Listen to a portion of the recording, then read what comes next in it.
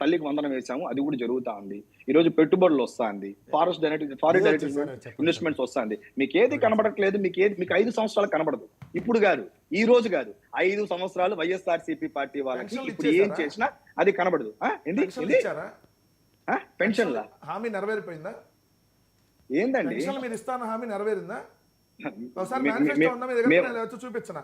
అయ్యో 50 సంవత్సరాలు దాటినటువంటి SC, ST, BC మైనార్టీలో ఉన్నటువంటి మహిళలకి, పురుషులకి వాళ్ళకి పెన్షన్లు ఈ సంవత్సరంలో ఒక పెన్షన్ ఎందుకు ఇవ్వాలా?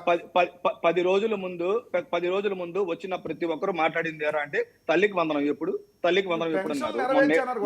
ఒక్క నిమిషం ఉండండి. తల్లికి వందనం మొదటి ఏడాది 13 కోట్లు ఇవ్వాలి. ఉండండి. రెండో ఏడాది 13 కోట్లకి 20 కోట్లు. వర్మ గారు 20,000 కిలోమీటర్లు పల్లెల్లో రోడ్లు వేసింది కనబడలేదా కంటికి? ఈ రోజు కొత్తగా అమరావతికి మళ్ళా కిలోమీటర్లు ఇదే చెప్తున్నా. ఇట్లాంటి సైడ్ టాక్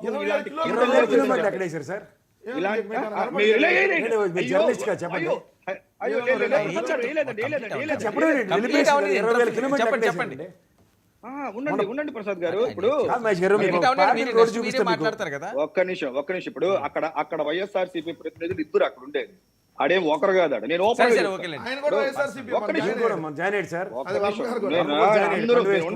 వర్మ గారు ఒక నిమిషం. ఇప్పుడు ఒక్కటి చెప్తూనే వినే ఓపిక ఏం మీకు లేదు. మేము ఎందుకు చెప్పాలి మీకు? అసలు ప్రజలకు చెప్పుకుంటాం, మీకెందుకు చెప్తాము? ఇప్పుడు 20,000 కిలోమీటర్లు అంటే నవ్వినాడు ప్రసాద్ గారు. లేదు మేము ఇది అమరావతి క్యాపిటల్ మళ్ళా స్టార్ట్ అయిందంటే నవ్వుతారు. టీసీఎస్ గూగుల్ ఒప్పందాలు జరిగిందంటే టీసీఎస్ గూగుల్ ఎప్పుడొచ్చింది? ఇది ఇట్లాంటివి హలో నేనేమి మరీ నేనేం ప్లాట్ఫామ్ కాదు. నేను చదువుకున్న వాళ్ళమే, మేము కాలేజీలో పనిచేసే వాళ్ళమే, మేమే రోడ్ల మీద కూర్చొని డిబేట్ వచ్చే క్యాండిడేట్లే కాదు. ఒక్క నిమిషం ప్రసాద్ గారు, ఒక్క నిమిషం. ఇప్పుడు ఎందుకంటే ఏది చెప్పినా ఇప్పుడు నేను చెప్తా 30 పాయింట్లు చెప్తా, ఒక్కటన్నా ఒప్పుకుంటారు? అసలు ఒక్క పాయింట్ చెప్పండి. పెన్షన్ 4,000 ఎప్పుడు ఇచ్చినారు? 4,000 ఎక్కడ ఇచ్చినారు? ఇది ఇచ్చారా? ఇదే కదా మాట్లాడేది. అప్పుడు మేము ఎందుకు చెప్పుకోవాలా? ప్రజలకు చెప్పుకుంటాం. ఏదన్నా ఒక పథకం అంటే పేపర్లో యాడ్లు వేసుకొని మేము ఇచ్చినామని చెప్పుకునే ప్రభుత్వం కాదు. కరెక్ట్ గా తల్లుల అకౌంట్ లో పడిందా లేదా, పిల్లలకు కరెక్ట్ గా జరుగుతుందా లేదా. ఈ రోజు ఒక చిన్న విషయం, నేను స్కూల్ బ్యాగ్స్ చూపిస్తా. మా ఇంట్లో మా పిల్లలు గవర్నమెంట్ స్కూల్ చదువుతారు, నేను బ్యాగ్స్ చూపిస్తా. అక్కడ ఎక్కడ కూర్చొని మాట్లాడటం కాదు, బుక్స్ చూపిస్తాను. బుక్స్ లో ఎక్కడ గానీ గవర్నమెంట్ సంబంధించిన పార్టీకి సంబంధించిన సింబల్ గానీ, కలర్లు గానీ, పేరు గానీ ఏది కనబడదు. మీకు చేసింది ఏంది? ఇట్లా ఆ బ్యాగ్ బిస్కెట్లా ఏం మాట్లాడతారు? ఎంతసేపు బ్యాగ్ తీసుకో. ఎందుకంటే ఎక్కడో కూర్చొని మాట్లాడగదు. ప్రభుత్వ పథకాలు, ప్రభుత్వం ఏంటో చూడాలంటే ఇది బ్యాగ్. ఎక్కడ జగనన్న విద్యా కానుక, జగనన్న విద్యా దీవెన ఎక్కడ చూపించు. బట్టలు చూపిస్తాం. ఒక్క నిమిషం అండి.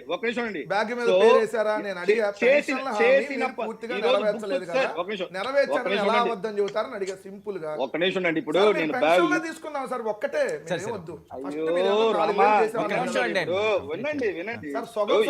హాఫ్ టికెట్ ఇచ్చేస్తే ఫుల్ టికెట్ ఇచ్చామని ఎట్లా? అయ్యో రామా, ఇప్పుడు స్కూల్ గతంలో ప్రభుత్వంలో స్కూల్ బ్యాగ్స్ ఎలా ఉన్నాయి, ఇప్పుడు ఎలా ఉందనేది ఒక పిల్లో నడిది చెప్తాడు. మంచిదే కదా చెయ్యండి. సంక్షేమం అంటే మహేష్ చెప్పినట్టు ఖచ్చితంగా నేను ఆయనతో ఏకీపిస్తాను. 4,000 రూపాయలు పెన్షన్ పెంచి ఇచ్చారు. అలాగే అమ్మఒడి నిన్నటి నుంచి ఇచ్చారు. ఇచ్చిన దగ్గర నుంచి ఎలా ఇచ్చారంటే 87 లక్షల మంది పిల్లలు ఉన్నారు. భారతమ్మ మాట్లాడింది ఏది, పిల్లలు ఎంతమంది ఉంటే అంతమందికి ఇస్తారన్నది విషయం కాదు. కానీ వాళ్ళు మేనిఫెస్టోలో క్లియర్గా అమ్మకి ఖచ్చితంగా ఇస్తామని చెప్పారు. తల్లికి వందనం ఉన్న దగ్గర 87 లక్షల మంది ఉన్న పిల్లల దగ్గర 64 లక్షల మంది దగ్గర డేటా ప్రకారం 13,000 కోట్లు, 13,100 కోట్ల దగ్గర బడ్జెట్ అలొకేషన్ కావాల్సి వస్తే 8,000 కోట్లు ఇచ్చారు.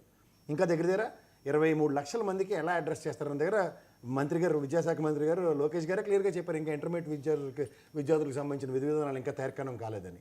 సో ఈ ప్రాస్పెక్టులో ఇప్పటిదాకా ఇంప్లిమెంట్ అయినవి 2 సార్ మహేష్ గారు. ఇందాక వెంకటరెడ్డి చెప్తుంది కూడా ఏంటంటే 50 ఏళ్ళకి ఎస్సీ ఎస్టీ బీసీల వాళ్ళకి పెన్షన్ ఇస్తామన్నది కూడా పెన్షన్ అన్న దాంట్లోనే ఒక హెడ్ కింద ఉంది. సబ్ హెడ్ కింద దాన్ని ట్రీట్ చేస్తే అది ఒకటి ఎగ్జిక్యూషన్ కాలేదు. మీరు అన్నట్టు ఉచిత బస్సు కూడా ఆగస్టు 15 నుంచి ఎగ్జిక్యూట్ చేస్తున్నారు. 20,000 రూపాయల రైతులకి మీరు అన్నట్టు ఈ 1 or 2 monthsలో అది ఎగ్జిక్యూట్ అవుతుంది. సో అయిపోయినట్టుగా నా దగ్గర మీరు ఇండస్ట్రియలైజేషన్ గురించి మాట్లాడుతూ పారిశ్రామిక రంగం అభివృద్ధి చెందుతుంది అమరావతి విషయం అన్న దగ్గర ఇప్పటిదాకా కంపలు కొట్టడానికి 39 కోట్లు మాత్రం ఎలకేట్ అయింది. ఇవాళ ఏ పనులు ఎందుకు అన్న దగ్గర 6 లక్షల స్క్వేర్ ఫీట్ల సచివాలయం ఉంటుండగా ఎక్స్ట్రా కంపారిటివ్ తెలంగాణ చూస్తుంటే 8 లక్షల స్క్వేర్ ఫీట్ల మన తెలంగాణలో ఉన్న ఆఫీసు. ఇది ఒక మాట మాట్లాడుకునే దగ్గర మీరు అన్నట్టు టీసీఎస్కి ల్యాండ్ ఎలకేషన్ జరిగింది. వాళ్ళు they have not even started the functioning. అలా ఫంక్షనింగ్ స్టార్ట్ అయింది ఈ 1 ఇయర్లో ఏంటి అన్నది చెప్తే గ్రీన్కో గత ప్రభుత్వంలో వచ్చింది. మన గౌరవ ప్రధానమంత్రి గారు వచ్చి శంకుస్థాపన చేసినవి జనవరిలోనే చేయవలసినవి ఇప్పుడు మనం చేశారు. రాష్ట్రానికి ఎప్పుడు వాళ్ళు వివక్ష చూపిస్తారు బీజేపీ వాళ్ళు, అందులో సెకండ్ థాట్ లేదు. ఏదో గుడ్లో మెల్ల మనకైతే వస్తున్నాయి, అవి వచ్చేవి ఎగ్జిక్యూషన్ ఎప్పుడు అవుతాయి, this the challenge. And Reliance అన్నవి గతంలో దగ్గర 66,000 కోట్ల దగ్గర ఇన్వెస్ట్మెంట్ అది already taken place out of the project. ఇంకా మిగిలినవి కూడా ఈ టెన్యూర్లో వస్తే అది మీరు క్లెయిమ్ చేసుకుంటే చాలా బాగుంటుంది. సో ఇండస్ట్రియలైజేషన్ ప్రాస్పెక్ట్లోనూ ఇయర్ ఎకనామిక్ గ్రోత్ కానీ కనుక చూసుకుంటే జిఎస్టీ, జీడిపి అండ్ జిఎస్టీ వసూళ్లు ఈ 3 మనం లడాఖ్తోనే పోటీ పడుతున్నాం. చూసుకోండి కావాలంటే ఇవాళ కూడా ఒక స్టాటిస్టిక్స్ రిలీజ్ అయ్యి ఆల్మోస్ట్ 53% డౌన్ఫాల్లో ఉన్నాం మనం కంపారిటివ్ స్టేట్స్. ఇవాళ చూడండి తెలంగాణ డిక్లేర్ చేసుకుంది we're contributing GST almost 5% from the respective state. మనతో ఏర్పడిన స్టేట్. Right. ఇవాళ మనం ఈజ్ ఆఫ్ డూయింగ్ బిజినెస్లో ఎక్కడ ఉన్నాం కూడా మనం ఒకసారి స్టాటిస్టిక్స్ చూసి మాట్లాడదాం. ఇవన్నీ ఒక ఎత్తి అయితే 1,60,000 కోట్ల దగ్గర అప్పులు జీడిపి జిఎస్టీ దాన్ని ఏమంటారు ఎఫ్ఆర్బిఎం లిమిట్స్కి అనుగుణంగా తీసుకొచ్చిన అప్పులు కూడా ఇవాళ మీరు అన్నట్టు ఇండస్ట్రియలైజేషన్ కానీ సంక్షేమం కాదండి, కానీ కాదు ఈ ఏడాదిలో